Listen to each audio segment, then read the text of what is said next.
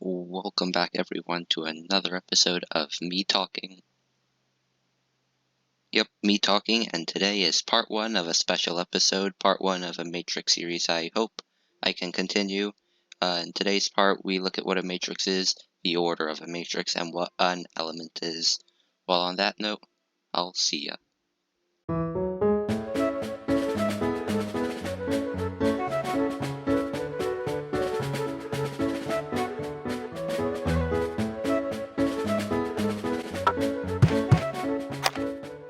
Matrices, plural for matrix. But what is this matrix? Stick around for part one of many to come, a brief introduction.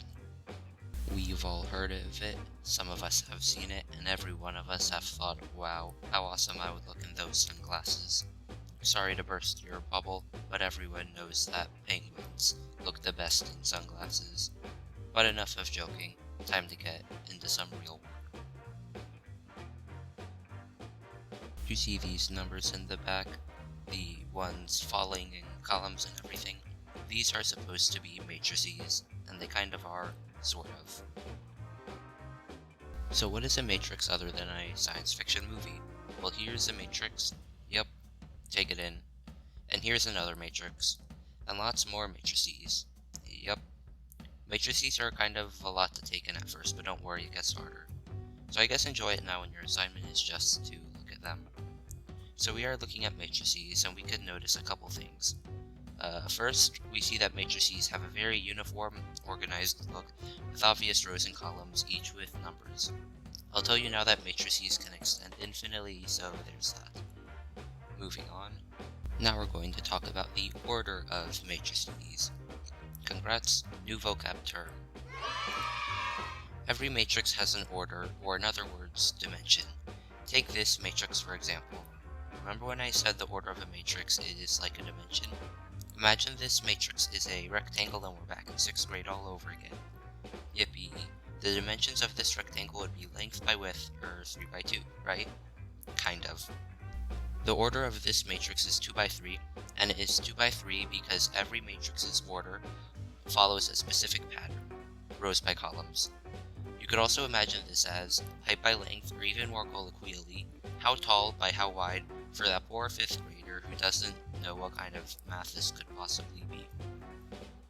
Okay, now I have an example. Thought long and hard about these numbers. So first let's find the order of matrix B. I'll give you a couple of seconds. Okay, so I'm not sure about the rest of you, but I got the order to be 3 by 2. There are 3 rows and 2 columns. That's it, number of rows by number of columns, height by width, however you want to remember it. So now we have a new matrix. What is the order of matrix C? Again, I'll give you some time. Okay, this matrix might have been the easiest of all of them. If not, you do you.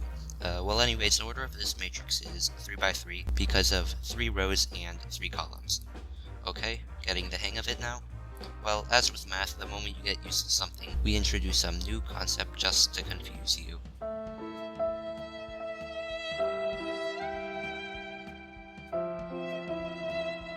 Elements of matrices. What are they? Here we have a matrix with a bunch of 1s. How might we define the 1 circled to some other 1? By the way, we can't point to it like this arrow is doing. Could we maybe say, the 1? That wouldn't work, because all of the numbers are 1s. Could we maybe say the number at the bottom right? I guess we could, but what if we have a matrix like this one?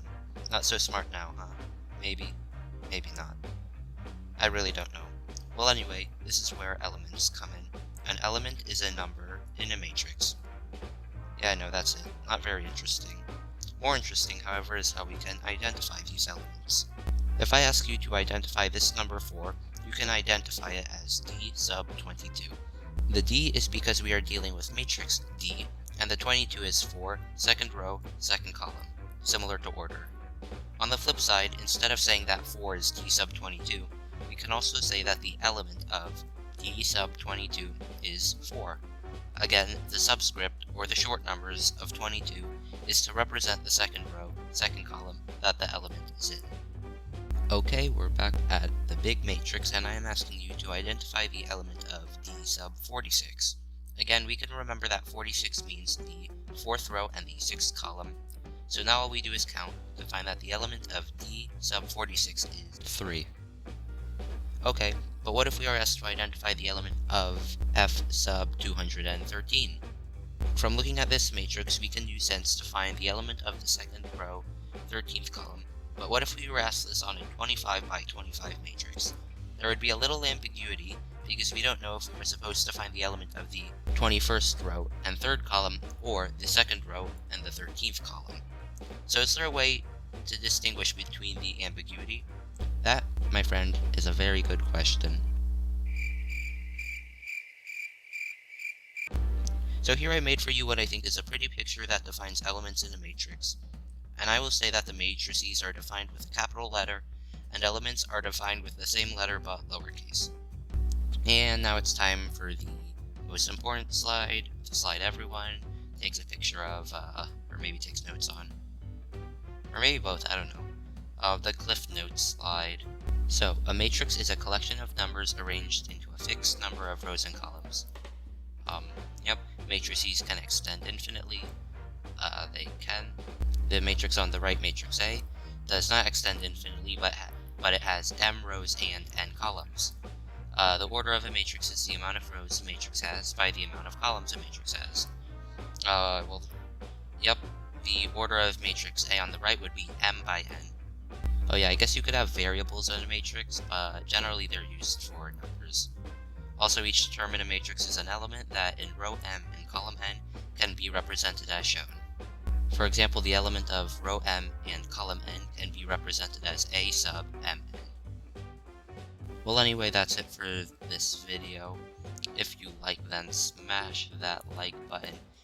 Hit the subscribe button if you want. And if you have a future idea for a math video, then make sure to comment down below. Also, my email is in the description. Well, on that note, have a good day. Or actually, if you're watching this video, no idea what kind of day you're having. I mean, who watches math? Well, anyway, have a good day. Bye.